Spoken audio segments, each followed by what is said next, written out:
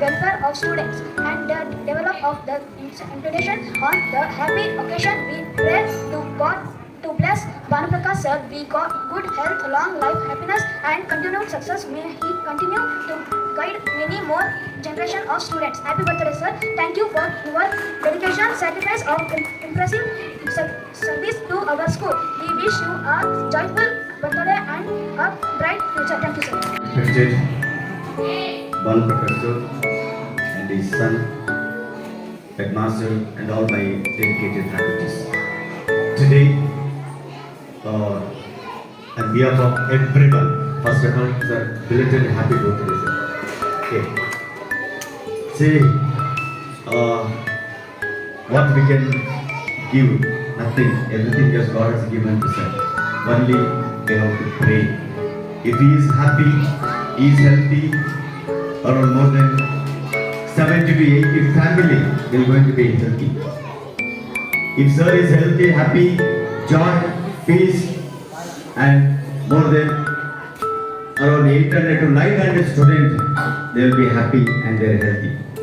Okay, and sir dedication and is ಹೊಸ ಹೊಸ ಯೋಜನೆಗಳನ್ನು ಹಾಕ್ಕೊಂಡಿದ್ದಾರೆ.